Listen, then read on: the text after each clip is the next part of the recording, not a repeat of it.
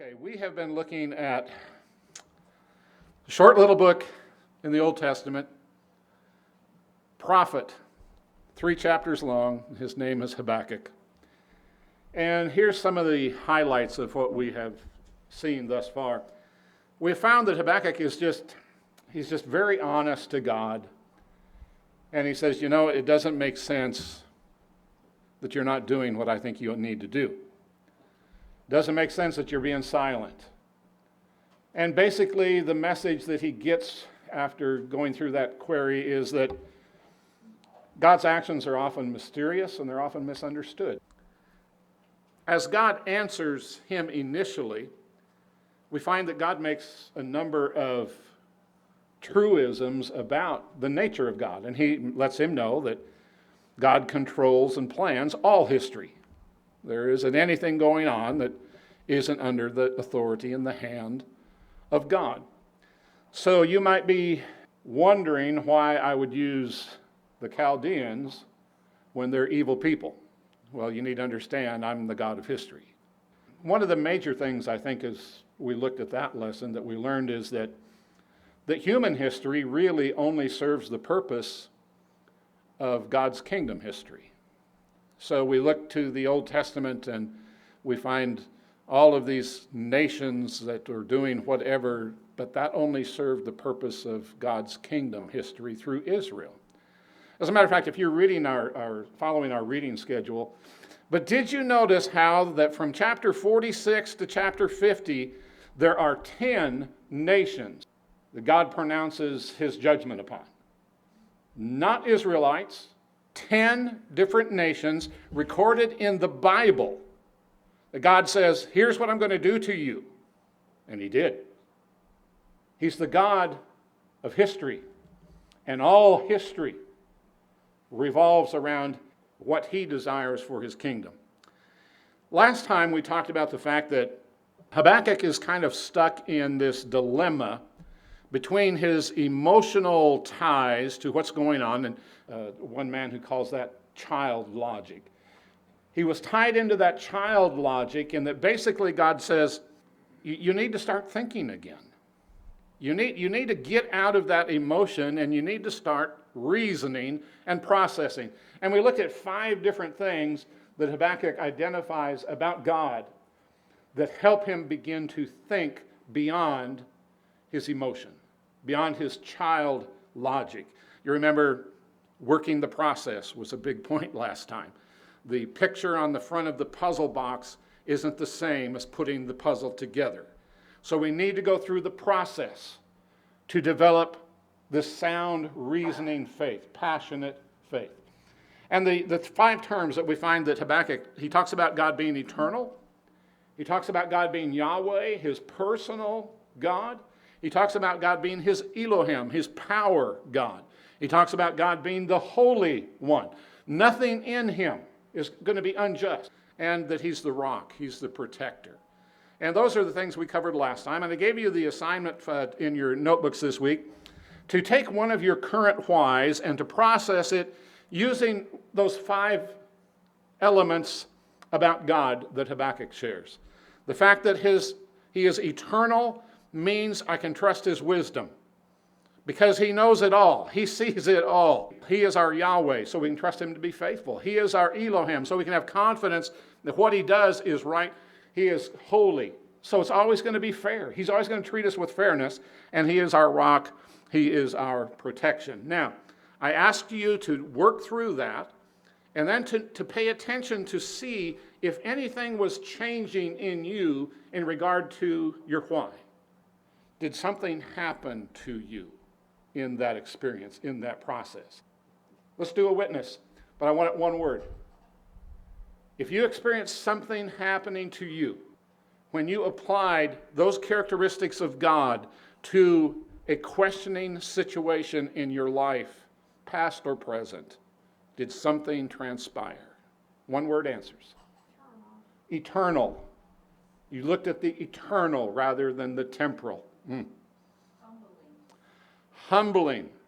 Good word. Yeah, when we're stuck in this child logic, it's like our reasoning is up here, right? And when we begin to put God up there, where does ours go? Yeah, it has to be humbled. Good word. Forgiven. Yeah. Patience. I was telling somebody a couple weeks ago, man, I don't pray for patience because I know there's only one way to get it. Now, I oftentimes ask God to help me be patient because the situation's already there. But I don't just bow down and say, God, please give me patience, because I don't want to open that door. God opens it enough for me. Good word, though. Anybody else? Okay. The truth is, if we begin to process and to think rather than allow our child logic to control us, something will happen here. There will be a change. It'll be toward that passionate faith that we talked about. Texters, we're going to do this live poll. And here is the question, the multiple guess question that I want you to respond with. You will respond with the letter A, B, C, D, or E. Which of those characteristics of God, A being eternal, B being my personal God, my Yahweh, C being Elohim, his power, D being his holiness, and E being a rock, a protector. Which of those is the greatest motivation in altering the way you think? For me, it's the very first one. When I think about God being eternal, I am so limited in what I see. But God sees the whole thing. He knows not just what I need, he knows what you need. He knows, he sees all of that. And so when I think about his eternal nature, that's one that really helps me get out of my childlike logic. Okay, there's the results from those who participated. Looks like the majority of people find God's protective attributes as the rock to be most motivational to them. Thank you for helping me with that. Although Habakkuk has attempted to set aside his child logic. Now that's the part of the book we've gotten to. He has attempted to move into thinking. He has told us, here's what I'm thinking about God. He has attempted to step out of that. It's interesting, and he is honest enough to let us know it's not gone yet. Have you ever found that? That when you have the whys, when you are having the questions, that you have a moment where you reach this passionate faith, but then all of a sudden, there it comes again. The wicked Chaldeans are gathering up all humanity, and what Habakkuk is saying, they're gathering up like they're fish in a net. And they're just sorting through, and they're just destroying all these people. And God, will you just stand by and let these abusive people work their plunder on all humanity? And here's what he says. Your eyes are too pure to look on evil, and you cannot tolerate wrongdoing, so why do you tolerate those who are treacherous? Why are you silent while who is wicked swallows up one who is more righteous than himself? You have made mankind like a fish of the sea, like marine creatures that have no ruler. The Chaldeans pull them up with a hook. They catch them with a drag net. They gather them in their fishing net. That is why they are glad and rejoice. That is why they sacrifice to their drag net and burn incense to their fishing nets. For by these things their portion is rich and their food plentiful.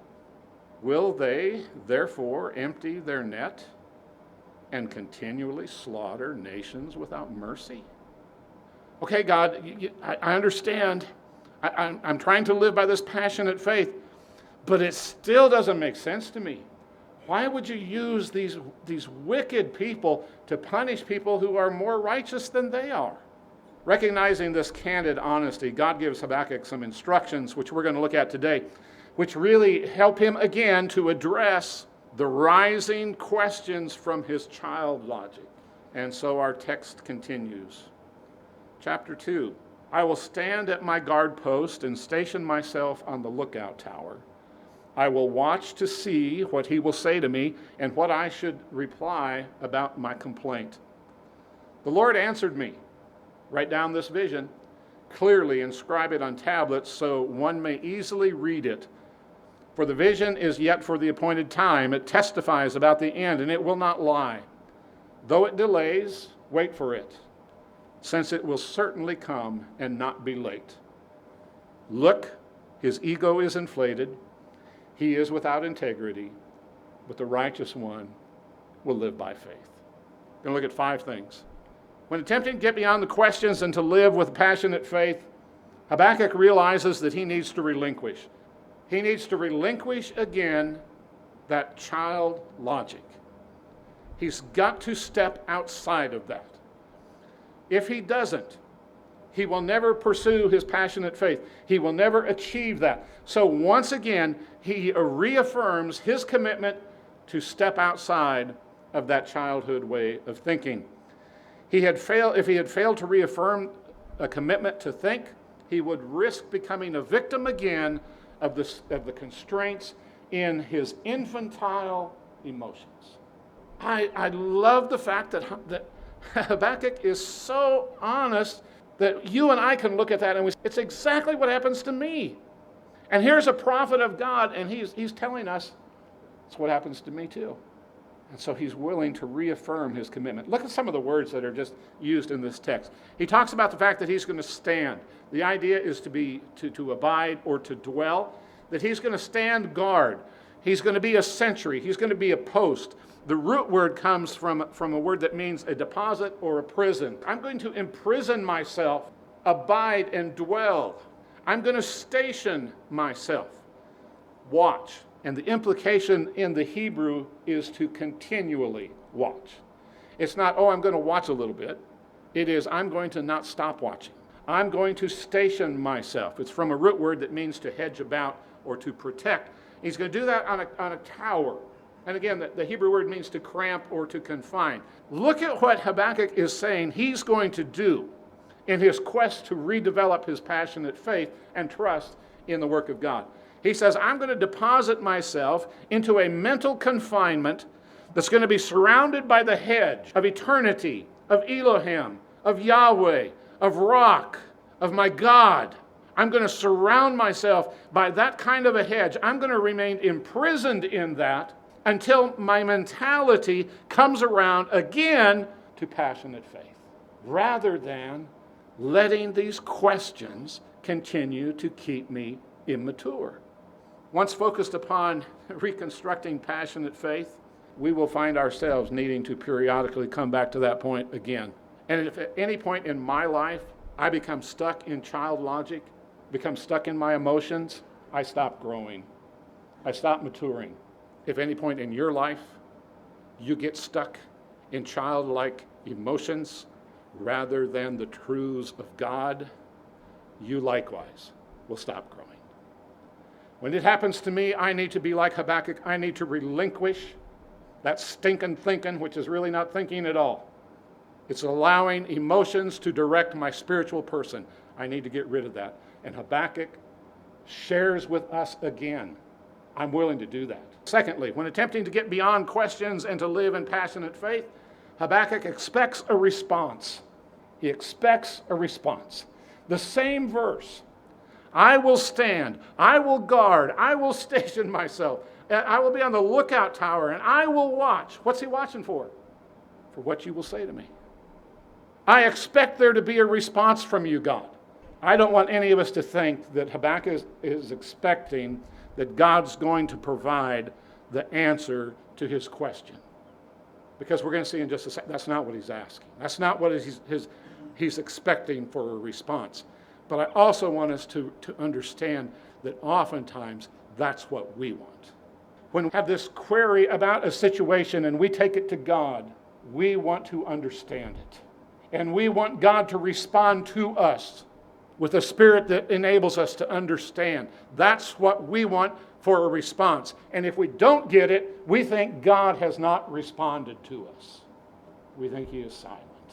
The response looked for is not one in which you and I can hold God responsible for his actions. Habakkuk's not asking God to explain it to him, because God's thoughts are not our thoughts, and his ways are not our ways. His way is higher than ours. Or the hidden things belong to God, and the revealed things belong to us. We should not expect that God's going to respond with us by answering our question. We have a why. We have this huge question mark, and we're petitioning God, respond to me, answer me. What are we asking? For something we couldn't understand? You remember he already said that to Habakkuk. You wouldn't believe what I'm going to do if I told you. Would he answer us that too? God, let me understand that. I just want to understand. What if he just said, I'm sorry, Dan, you're just not going to understand it if I told you? And that's a real possibility, isn't it? Look at the response that Habakkuk expects to get from God. This is amazing. The New American Standard renders that part of that verse, that I might know how I may reply when I am reproved. I will station myself, I will stand, I will be on the tower, so that I might know how to reply when I am reproved. NIV doesn't put it in the text, but if you look at the alternate rendering possibilities in the margin, NIV says, what to answer when I am rebuked. Do you hear what Habakkuk was expecting to get from God? It's not an answer, is it? He's expecting God's going to correct him. He's expecting that God's going to rebuke him because he knows he's back in child logic. He said, I want to relinquish this, but it's still there. It's still hanging on. So when he tells God it again, he doesn't think, okay, God's going to give me the answer and it's all going to be well. He says, God's going to reprove me again. He's going to rebuke me. He is not expecting God to respond to his child logic by ending his emotional turmoil. He's expecting God to rebuke his immaturity and issue additional truths by which to think and reason. And guess what? God doesn't disappoint him. God doesn't disappoint him. So we move on to number 3. When attempting to get beyond questions and live in passionate faith, there is benefit in making a record. Here is what God tells him. The Lord answered me. Now this is what he had stationed himself for. This is what he was waiting for. This is what he was hedging himself in. The Lord answered me, write down this vision clearly, inscribe it on tablets, so one may easily read it. God tells Habakkuk that this revelation that he's receiving needs to be written down so that it's accessible to all people. And you and I are benefiting from him being obedient right now. Habakkuk is so unique. Remember, usually prophets spoke to people for God. Habakkuk is talking to God about people. And this message is not one that's being broadcast. It's not a message being proclaimed to the people. It's a message that's going up to God. And God says, you write it down. It's not even a translation of the Bible. Living Bible paraphrase. Here's how it renders this verse. Write my answer on a billboard, large and clear, so that anyone can read it at a glance and rush to tell others. Again, not a translation, but probably gives a good sense of the meaning. Write this down in such a way that anybody can understand this. Anyone can read this. And he does that. While you and I may not receive visions from God, there is value when we're wrestling with our situations of life in keeping a record of our struggle between our child logic and our pursuit of passionate faith. Some of you say, well, I'm not a journal. I don't keep a journal. I've tried. I could never keep a journal. Some people do, and that becomes a record of those kind of things for those people. And that is a powerful thing. And you can testify to that if you do that.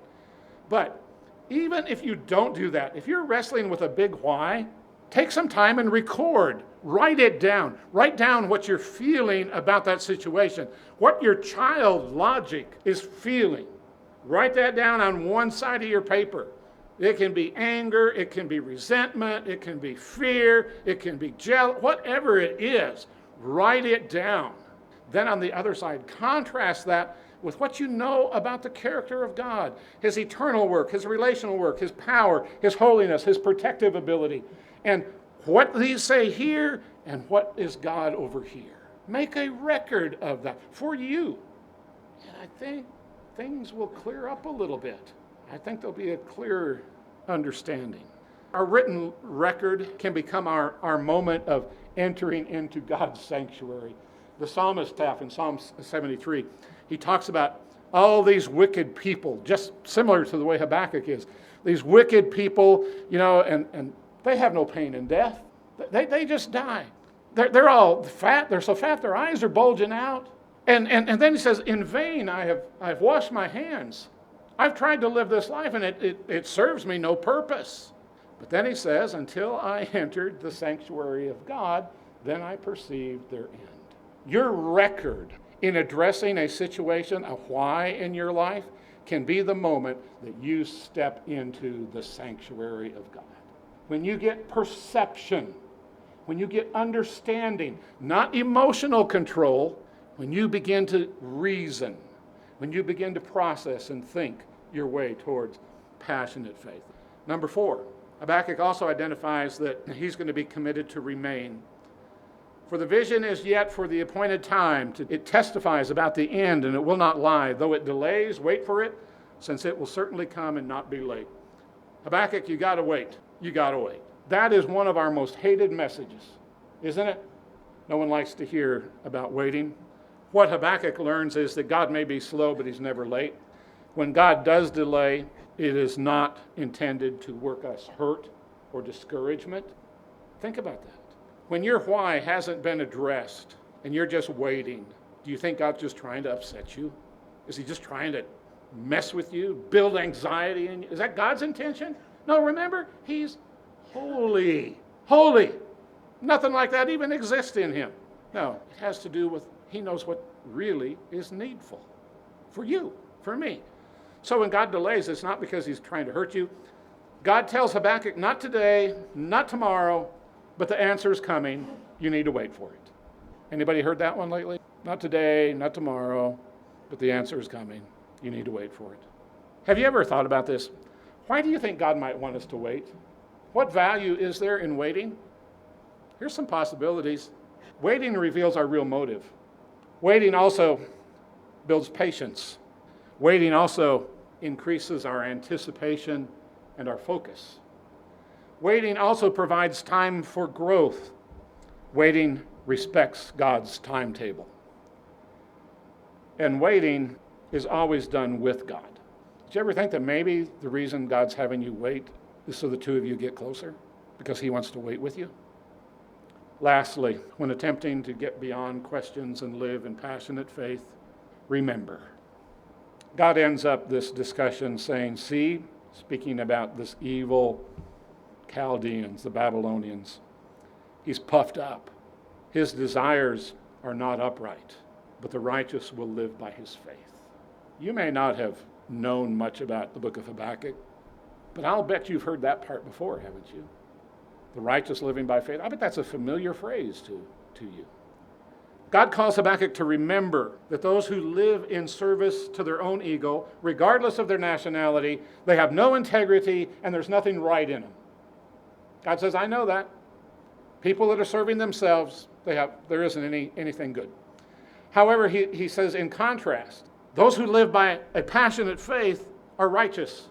The righteous live with a passionate faith, not an ego, a passionate faith. And that teaching resurfaces in the new covenant.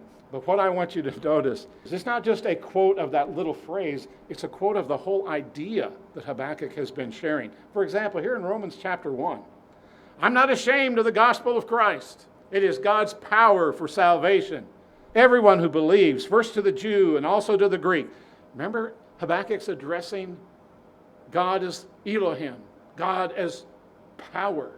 God is the one who he's saying, why can't you rescue? These people are doing these terrible things to folks who are more righteous than them. And Habakkuk is dealing with God's people, Israel, and he's also talking about all of the Greek nations of the day. And here's Paul, and he's using the same kind of terminology. The Jews would have been very familiar with Habakkuk. They would get that message. But look at what he says. For in it God's righteousness is revealed from faith to faith. Remember, we talked about passionate faith and how it takes this process. That's what I hear in that phrase.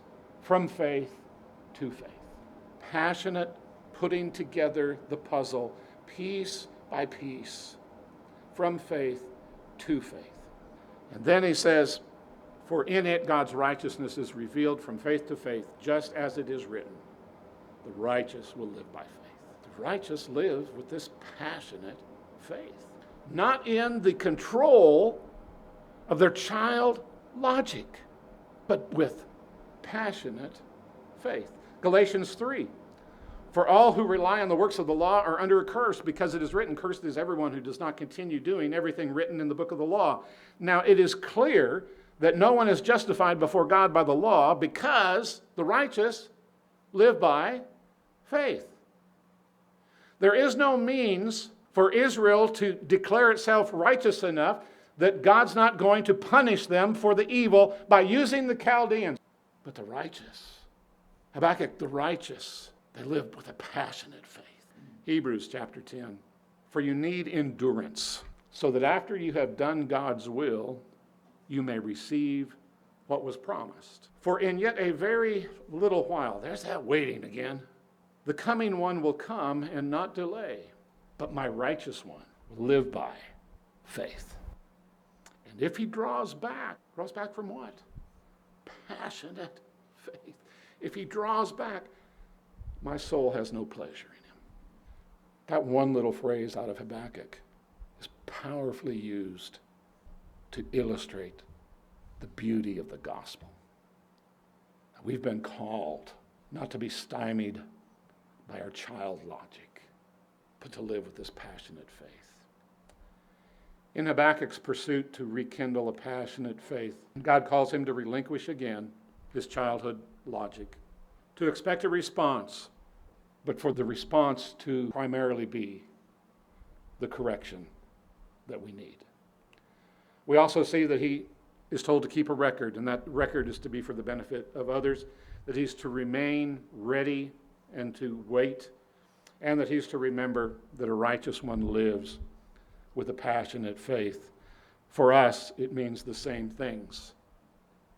We need to be aware of our reappearing child logic, and it needs to be relinquished quickly. Because if we don't, we run the risk of losing our passionate faith. And if our emotionalism grows beyond our faith, we are in trouble. Trust God's corrective response. The times that I have wanted God just to answer my question, to not make me figure out there's something about me I need to change. Anybody else there? I just want the answer. Just let me know. Record your turmoil and contrast it with your known realities about God. Keep a mental record, even if you don't write things down. Keep a mental record, because the reason Habakkuk was supposed to keep track of this is so that other people could be benefited. When I keep a mental record of escaping the hold of my child logic and enjoying the passions of faith, when I keep a mental record of that, I'm able to share that with other people. This whole idea of being locked into feeling God is silent, being driven by child logic, it's a human problem. You have it as much as I do. I have it as much as you do. The lost people have it as much as the saved people. It's a human problem. It's a powerful place to be able to share what God has done for us. We need to remain patient, that waiting time, and we need to maintain our saving righteousness by not just having faith, but by having a passionate faith. Your notebook assignment for this week, I would like for you to evaluate a time when patience has played a major part in freeing you from the imprisonment of child logic. When patience has brought you to a place of peace. Where patience has brought you to, again, a revelation of the value of passionate faith. When has patience served you well?